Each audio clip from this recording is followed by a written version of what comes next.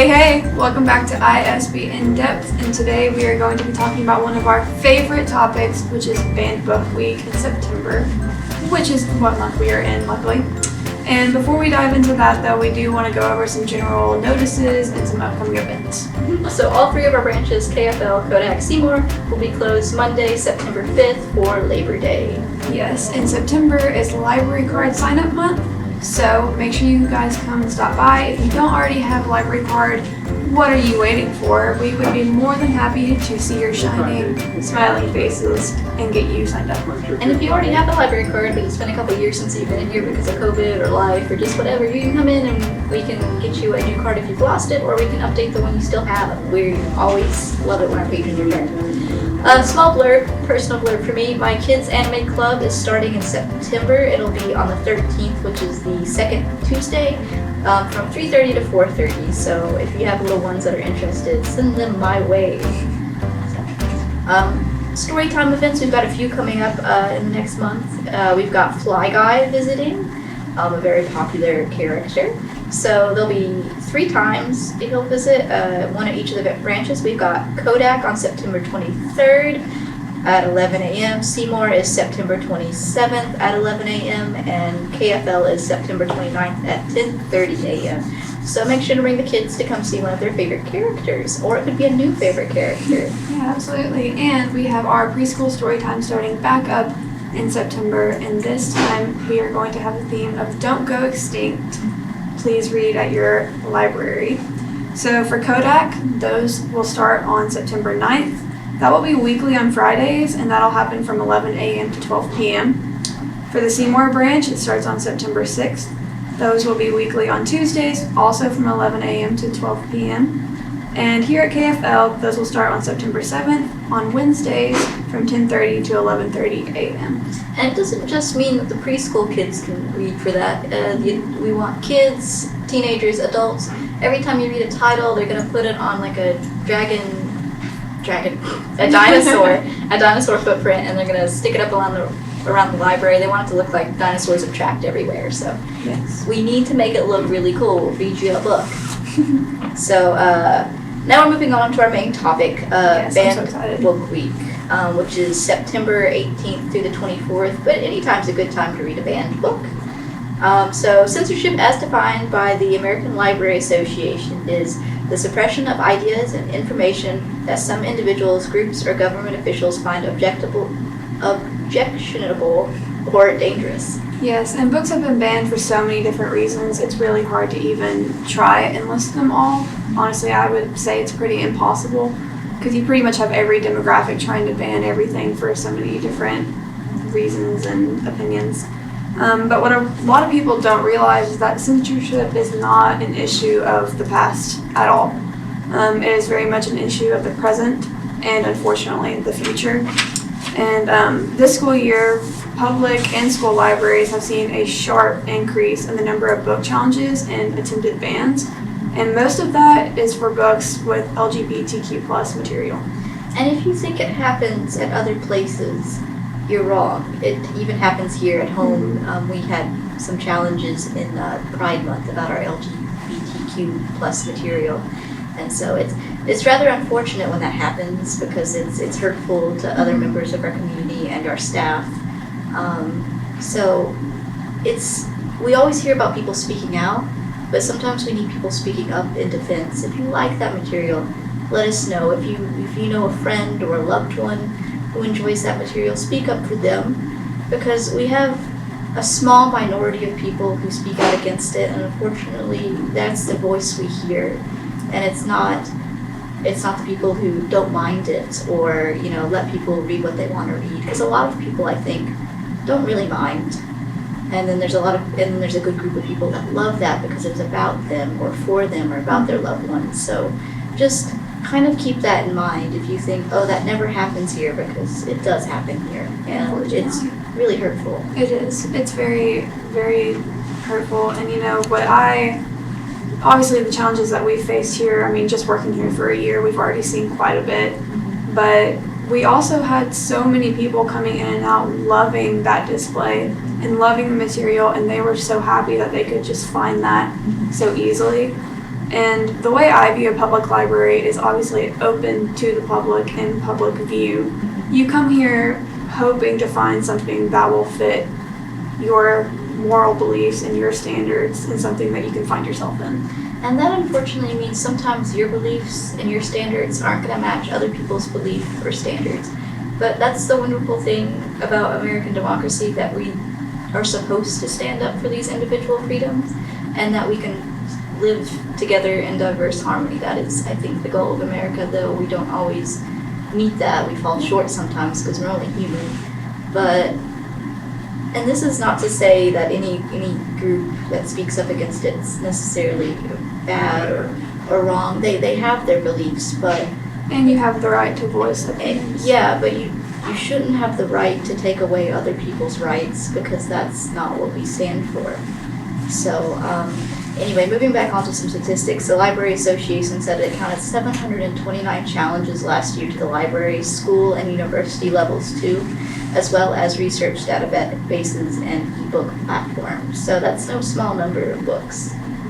And it's still going on. Like, I wonder what the number is this year. The numbers aren't out this year yet, but it's probably I'm sure similar. It's increasing. Yeah. Especially with a very polarized, different political and everything like that. So here are the most 10 challenged books in 2021 according to the Library Association. We have Genderqueer. It points to brief references of masturbation and an illustrator based on erotic images of older men and boys depicted on Greek urns. It has a frank discussion of gender fluidity. Mm-hmm. And the second one is Lawn Boy. That's going to be by Jonathan Evison. Critics seized on a scene that describes a sexual encounter between two boys. All Boys Aren't Blue by George M. Johnson, the book which includes scenes that depict oral and anal sex and sexual assault. And we have Out of Darkness by Ashley Hope Perez. A lot of people complained about a passage where teenage boys make explicit sexual and racist comments about a Mexican-American girl. The Hate You Give by Angie Thomas, challenged across the country for what critics say is profanity, violence, and an anti-police agenda. Mm-hmm. I've actually read that book in college, and while it is challenging to the police system, it's not a call for its downfall. It's pointing out the flaws, that it should be revised, and these are issues and discrimination facing our Black community and people of color in those communities, and it's a very real problem, and just someone needs to write about it, and someone did write about it. So yeah, I think that's important. The next one, we actually, if you're watching the video of the podcast, we have here on the display in the stack here. The Absolutely True Diary of a Part-Time Indian by Sherman Alexie. The Library Association said it has been targeted for banning because of sexual references, profanity, and the use of derogatory terms. Me, Earl, and the Dying Girl by Jesse Andrews. The book has been challenged because it's considered degrading to women and sexually explicit. And the next book, The Bluest Eye, I have actually read specifically for this podcast, and it's by Toni Morrison. The book has been challenged because it depicts child sexual abuse and because it was considered to be sexually explicit. This book is Gay by Juno Dawson. This book has been challenged because of its LGBTQ material, themes, and providing sexual education. And last on the list is Beyond Magenta by Susan Cutlin. The book was challenged for its LGBTQ content and because it was considered sexually explicit. So, as you can see, there seems to be kind of a theme in our most challenged books of last year. It's being queer and sexual health. Yeah, sexually explicit material in particular. So we're going to switch over a little bit to staff picks for their favorite banned books. Mm-hmm. And then after that, there's going to be a small blurb of some of our staff members' thoughts on censorship in banned books. So the first one we have is To Kill a Mockingbird by Harper Lee. So reasons for the ban was it was challenged for profanity and racial slurs, also challenged for featuring white savior character and its perception of the Black experience. So that's almost kind of going both ways. Yeah, I would agree. The second one that was, I think we had, it was a tie when I was doing the staff pick data. But The Lord of the Rings by Tolkien, challenged for being satanic and promoting witchcraft. Which are lovely cameraman Ben pointed out that Tolkien was very, very Catholic, very Catholic. So it's kind of funny. Number 3, which is one of my personal favorite books ever, is The Book Thief by Marcus Zusak, banned in other countries for depicting detail about the life of Nazis and German people. So. Yep, and number 4 on our list is 13 Reasons Why by Jay Asher, which I have personally read, and I absolutely loved it when I read it. I think it touches on topics that a lot of people need to understand more. And it was challenged for its depiction of suicide, drug use, and sexual content, also for being unsuitable for age group. It is a book targeted towards more young adult, but I wouldn't say that's the only age group that should read it. I think everyone should read it. And also, just a side note, what many people, especially parents, do not understand is how often children and teens are affected by suicide. In 2018 alone, suicide was the second leading cause of death among 10 to 24-year-olds. And in 2019, it was reported that 18.8% of high schoolers seriously considered suicide. This is a very serious issue, and if you or anyone that you know is considering suicide, please tell someone and get some help. Mm-hmm. Now, we as your librarians can do a little bit to help, but nothing special. We can listen, and we can recommend books, and I think if someone has suicidal thoughts or has depression or something like that, they can have it at any age, and they're never too young to find a piece of media that they can relate to, because it's like when you're sad, you listen to sad music and it helps, and if you need somebody else with a similar viewpoint sometimes not to feel so alone, even if they're not a real person. So I would agree, and I do think it is important for anyone listening to understand that as librarians in a public area, in a public system, if we hear something that does seem threatening to your life, we are obligated to share that information with the police or anyone that can help you. So all the things on this list, if you're looking at the LGBTQ material, or if you're looking at the sexual health, or if you're looking at the rape, or if you're looking at the slurs, it's all uncomfortable because it's true. It's people's lived experiences, whether it's sex for pleasure or sex for pain. It's all happened to somebody, and while we can pick it up and read it in a book and put that back down to sit with it, but people who lived through that don't have that option. They have to carry it with them always, and they pick up these books maybe not to feel so alone, or to at least help them get through it.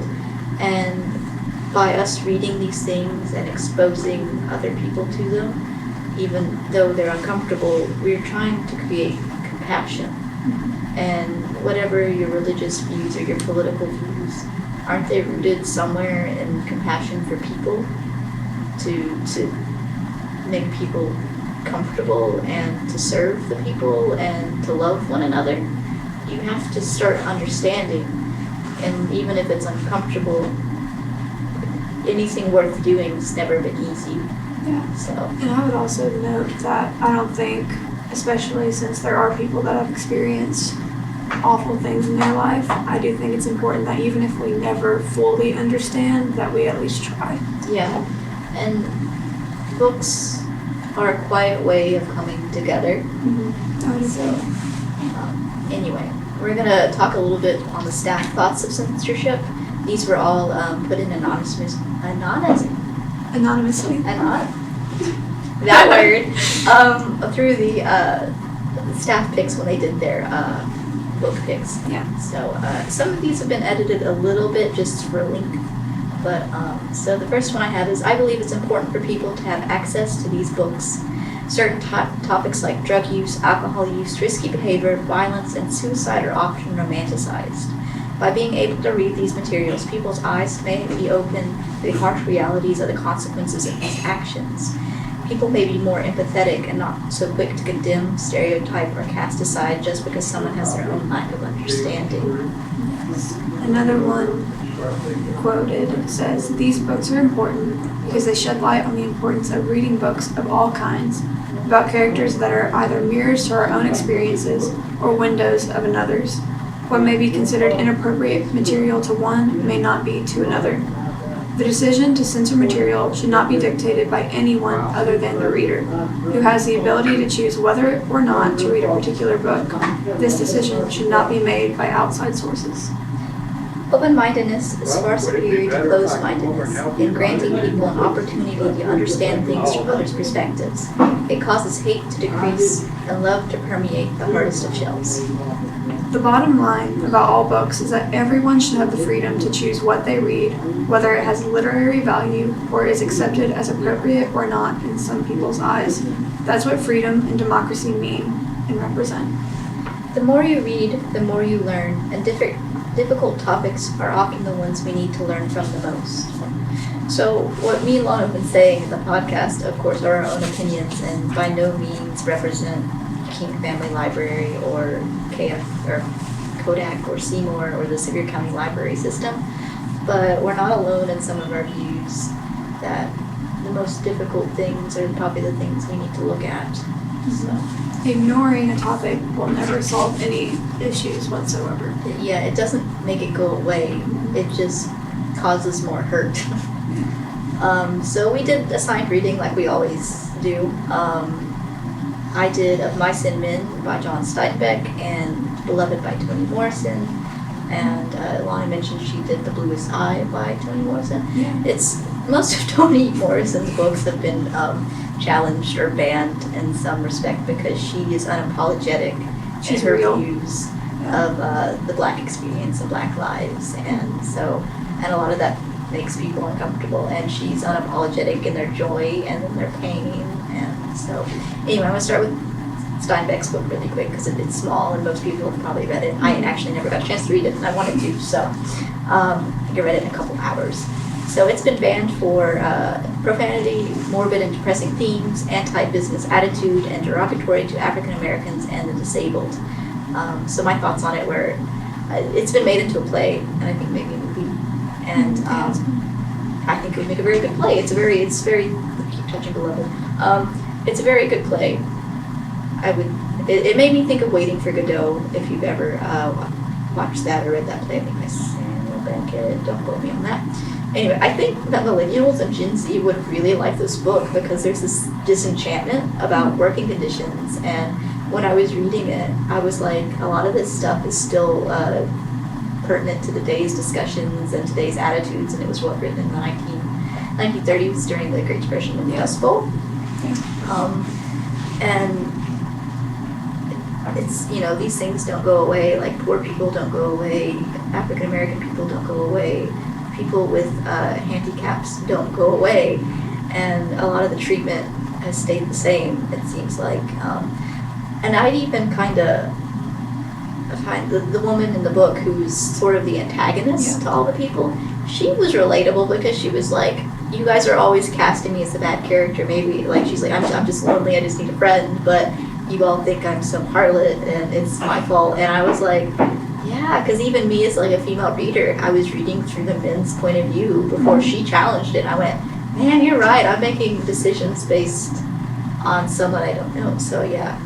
Which I've read Of Mice and Men. I read it like you did, like in a few hours. I went to McKay's, picked up a like dollar copy, and just binge read it the entire day. But I don't know, when I read it, like, I cried at the very end. It's a very... sad. It is very sad, and when you watch the movie, it makes you just cry again, to be completely honest, which I know, I can't remember the guy's name. It's very well casted, in my opinion, if you've ever seen it. But I think all good literature, no matter how long ago it was written, can be related to today's issues. And I think, unfortunately, that's what gets a lot of bad attention, is when you talk about stuff that's very real and issues that haven't been solved and aren't going away anytime soon. And that's when people are like, okay, yeah, let's not talk about that. I find it funny that out of all the things we've read that have been banned so far, anti-business attitude? Like, are we a machine? Like it's one of those, I just shake my head at it. Yeah, it's one of those, where did they even... where are they coming from? Yeah, it's like, oh, so people, you have to work and you have to live to work and work to die or something like that. All right. So then moving on to Beloved by Toni Morrison. So it's banned for and censored for themes of bestiality, infanticide. I have to say that when you kill a baby. Infanticide. Infanticide. Thank you, Ben. Sex and violence. So this is actually a recent thing. Well, Beloved's been banned and challenged before, but in a recent thing in 2017. So in Virginia, it was considered for removal by the Fairfax County from the senior English reading list due to parents' complaints that the book included scenes of violence, including a gang rape and too graphic and extreme for teenagers. Parental concern about Beloved's contents inspired the Beloved Bill, legislation that would have required Virginia public schools to notify parents of any sexually explicit content and provide an alternative assignment if requested.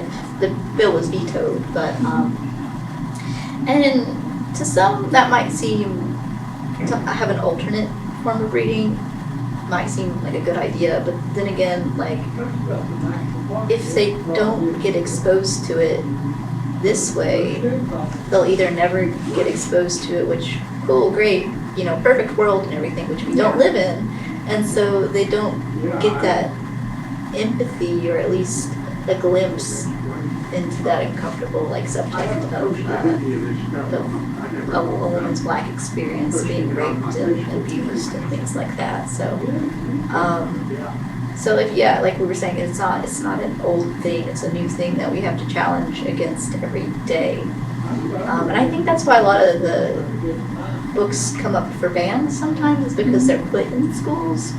That is, I think, when I was looking at the statistics, I want to say it was around 44% in 2021 were challenges in like schools, Like school libraries. yeah. And at the same time, it's like I can maybe understand challenging it in a classroom. Like if it's an assigned reading to a whole class, and yeah, it's a little uncomfortable, but the world's uncomfortable.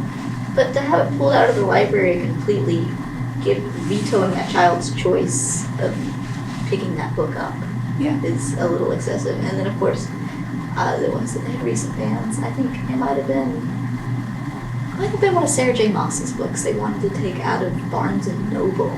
Like, how do you? That's a business. You have no right to like. but it does just to show how extreme it is. You start off small and making concessions, and then it's only going to get bigger as the people who wanted those concessions get more power, because they kind of become bullies in that way. So. Yeah, and I think what a lot of people don't realize, another major book that's challenged a lot is the Bible. Yeah. You know, so it's one of those things where you may think like, oh, well, it's challenged because it's, you know, it has LGBTQ plus material and it depicts all this awful stuff. I mean, the Bible stories, they're not all just sunshines and rainbows. The Old Testament for sure is it's a harsh reality. I mean, pick it up and read it. And, you know, I'm a Christian. I'm not afraid to admit that. And it's one of those things where you read through the Bible and you see these really harsh realities that need to be depicted because you need to understand it. And it's no different from reading it there and also seeing it in a more literary context that's more modern. Because, I mean, the Bible's still a literary piece of material. So, my thoughts about the specifically Beloved, and this is just me as a reader. It is an explicit book, but it's no more or less explicit than popular books like A Court of Thorns and Roses series by Sarah J. Maas, or any, like, a good quarter of those books that are going around on Book Talk and things that are selling. I think it's the context of who's having the sex and the situations that make people uncomfortable. Would it have been banned if it wasn't about Black individuals' pleasures and strifes? I don't think it would have been. So I think it's good to challenge high schoolers, and it's a challenging book in both theme and context. So I wouldn't say freshman to sophomore, but definitely like a senior class, especially maybe an AP class or something. Because I was reading through some of the Wikipedia pages to read the band stuff, but I was reading some of the themes and things they were talking about, like, and they weren't easy stuff, and I don't feel like me as just reading it on my own without somebody who's read this before, and also me being a white woman, there are things I miss, and without someone to like kind of hold my hand through it, I wouldn't have known it. Yeah. So. I would agree, because I mean, obviously I read another one of Toni Morrison's The Little Style, which we already kind of talked about why it was banned, mainly for depicting child sexual abuse. And I would definitely agree, like reading it as a white woman, there's going to be things that I miss, and there's going to be things that I'm never going to fully understand on what life was actually like. But I mean, reading it, it's heartbreaking because unfortunately I am aware of the fact that it's real. It's realities that we don't want to face, and it's realities that people want to ignore and kind of push out of people's heads. But you need to understand that, I mean, this book was set back in 1940 in Lorain, Ohio. Like, in America, this is truly what people experienced, and unfortunately it's what people still experience. This one was set in right after the Civil War in the U.S. in Ohio. Yeah, you know. Is she from Ohio? Probably. She might be. We probably should have done our research on her actual author background. But I would agree, like, The Bluest Eye was sexually explicit. I can see it being taught in, like, a 12th grade classroom, or even 11th grade, depending on if you are in an advanced class, like you mentioned. But to have it just completely banned and just to completely ignore it, I think you're creating more issues than you are trying to solve one. Did your book have a happy ending? Quote unquote. No, I would not call it a happy ending. So the main character, Pecola, one of the main themes in the book, which that's one thing that people ignore is the main theme of a book. When you're looking at why it was banned, you miss the whole point of it. You do the itty-bitty details that make people blur for a second. Yes. Yeah. So Pecola is this 11-year-old black girl, and she lives obviously in a society that views beauty as blonde hair, blue eyes, white skin. And it basically depicts her very, very unfortunate childhood, and she starts to realize, like, everyone is calling her ugly. She gets no sense of feeling beautiful from her family, her friends, society whatsoever. She's kind of outcasted. So it's not just like her white peers, it's also internalized within it's her also black family. I mean, there's actually a scene where, because one part about the book that I did really enjoy is Toni Morrison starts certain areas of the books, like new chapters almost, by going back and telling the backstory of how a character was raised. And, you know, she was sexually abused by her father. Well, there's a part later in the book where Toni Morrison actually goes back and shows his upbringing, what led him to that. And even his story was heartbreaking. Like, I don't want to. It's no excuse, but you see that sympathy, and you see, like, what created such a person. And once again, that's just a real way life works, unfortunately. But she slowly starts to wish more and more for blue eyes, and it even leads her to, like, the town. I think he may have been a pastor in the book, but it's more of like a spiritualist. And she's like, I just want blue eyes. And so she ends up, the very last pages are like the most heartbreaking thing I've ever read, where she's having this internal conversation with herself, and it's like, don't you see my eyes? Aren't they beautiful? And then she is still comparing herself to other people, which she never actually got blue eyes, but in her head, after what the spiritualist did for her, she viewed herself that way. And she still did not get that beauty that she wanted. So it's almost on a deeper level. Yes. Because, like, it is very much a hallucination. She likes to play in the, Toni Morrison likes to play in the real, not quite real. No. Like with Beloved, so the story of Beloved is Seth, who was a former slave, she got her kids to freedom, and then she ran away, and then of course the slave master came after her because she was obviously still property, and was actually pregnant then too. So he comes back to claim her kids and her, and Seth to keep her kids safe. And they say over and over in the book, it was a terrible thing for Seth to have loved her kids so much, like, because this is a story about families who were ripped apart over and over and over again because of slavery, and Seth just wanted to hold on. So she killed her one of her daughters rather than taking her back to the plantation of Sweet Home, because that was keeping them safe. she knew that the world to be home was bad, and she knew that that was the only way to keep it safe. And of course that brands her, and then later the daughter she killed comes back as a ghost, like as a physical person, as a young So woman. you have that other like and they more get like this supernatural. and they get this parasitic relationship towards the end, and her living daughter Denver kind of has to come out. The black community turned on Seth when that happened, and when she killed her daughter, and then instead of kind of helping her out, they kind of she was proud, and so she stayed isolated, and then her daughter grew up in isolation, and then so it ends with Denver seeking help, not being, and it's I think a beautiful moment of the black community raising each other and helping, because humans aren't perfect, they did things out of pride and turned away, but in the end they helped Denver because she realized she needed help and to help her mother.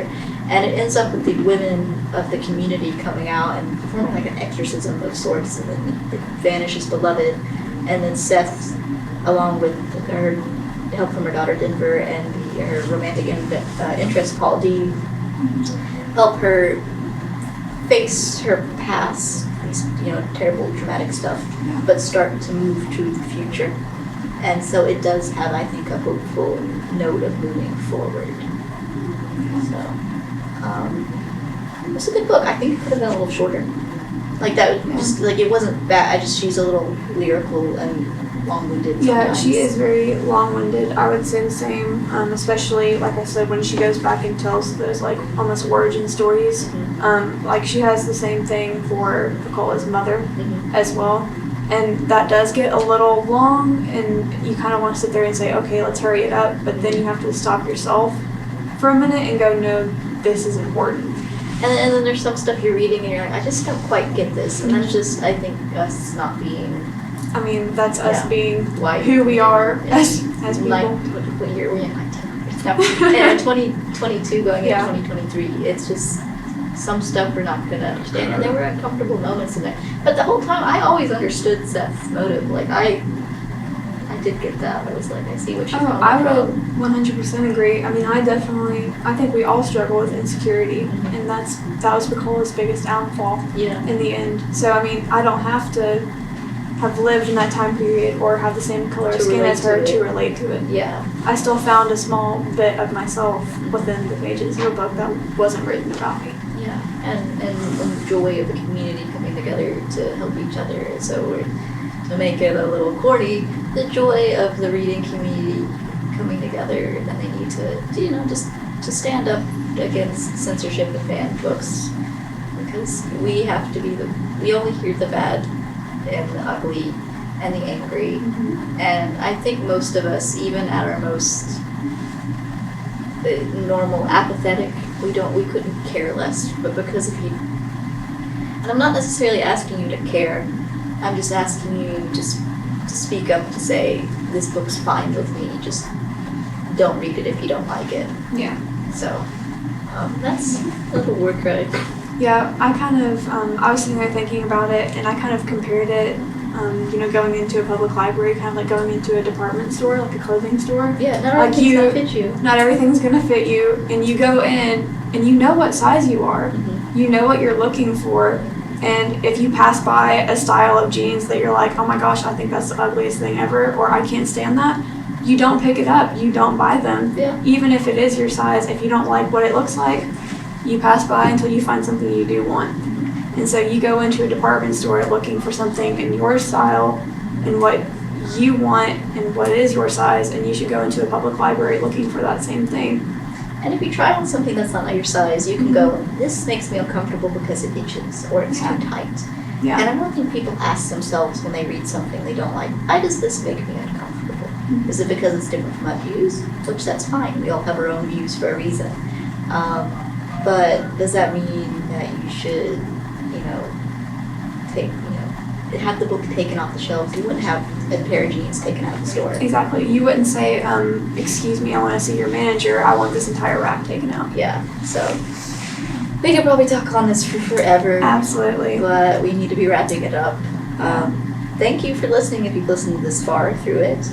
We hope that even if you disagree with us, that you at least see sort of where we're getting at. Mm-hmm. And this is not, I said it earlier, but I don't know if it got put out of the audio or not, that the people who speak up against things and who have different views, they're not bad people. They just have different views. We just ask that you let other people have their views too.